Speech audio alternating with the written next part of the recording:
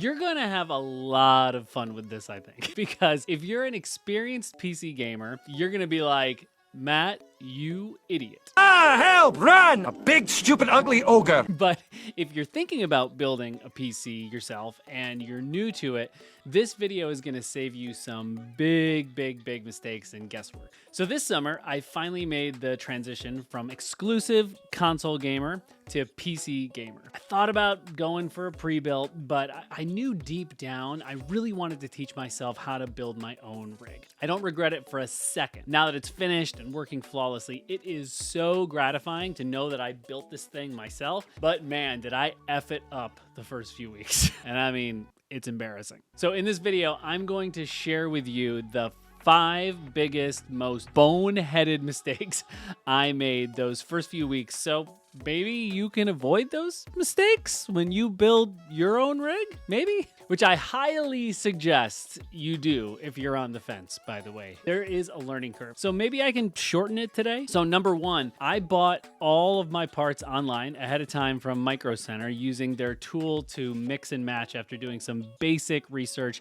on best values in motherboards, power supplies, and of course, graphics cards.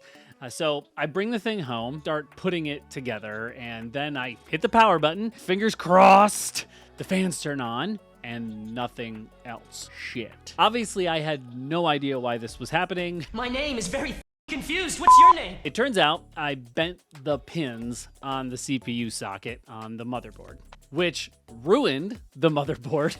I honestly don't know how this happened, but I do know I had no idea how to do this correctly, how to put the CPU in correctly. And it's apparently very common to screw this up.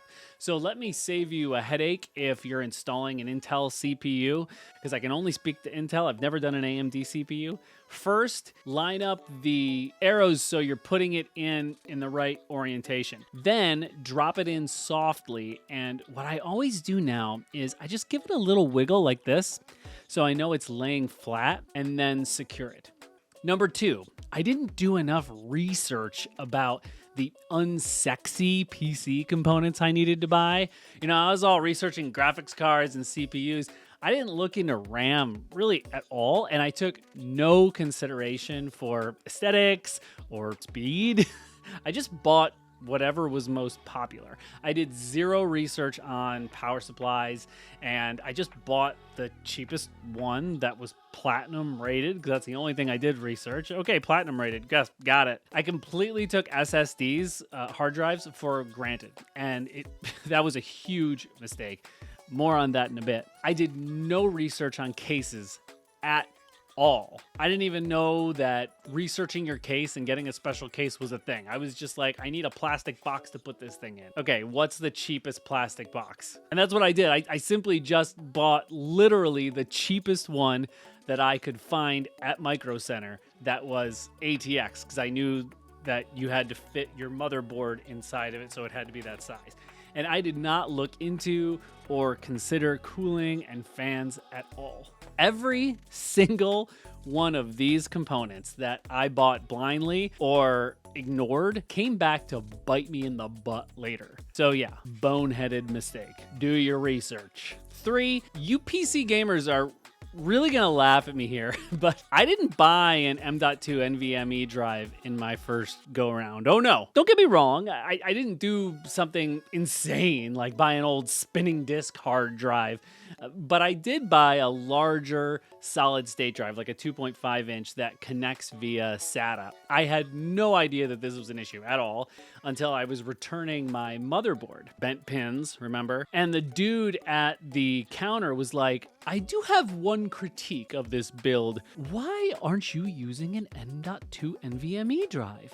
It just goes into the slot on the motherboard. I didn't even know what he was talking about, if you can believe that. It turns out the Samsung M.2 was cheaper than the 2.5 inch SSD one I already bought with the same space. Rookie mistake. M.2 NVMEs can be up to 4 or 5 times as fast, I came to find out, which can make a huge difference in game load times. 4, The stock cooler on that Intel CPU I bought is absolutely fine, right? No big deal. It comes with a cooler in the box. Perfectly built for it, right? Wrong. That thing sucked. Within a week of setting up my PC, like getting it up and running, my new powerful gaming PC had slowed to a crawl, jerking around my mouse like a haunted hayride. At first, I had no clue what was going on until I decided to pull up my motherboard system specs, and voila, lo and behold, my CPU was up to 100 degrees Celsius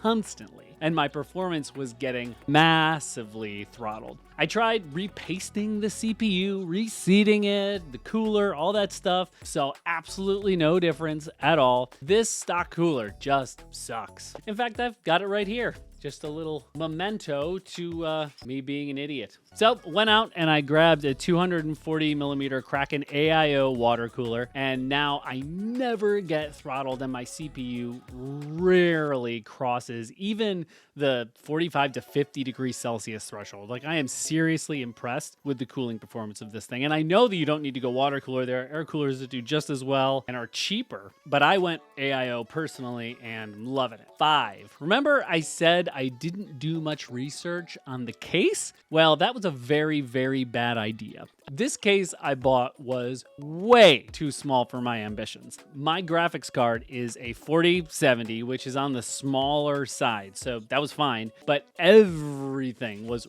really crammed in there. And when I went to install the radiator for the AIO on top, no joke, I had to mount the radiator fans outside the case. I know. It looked ridiculous. I'm ashamed to even talk about this publicly. Lucky for me, I was still within the return window 3 weeks in when I decided, I'm not gonna take this anymore! I didn't want my rig to look like a Frankenstein computer, and then I grabbed instead this sexy Lian Li case that I love, and it fits everything perfectly.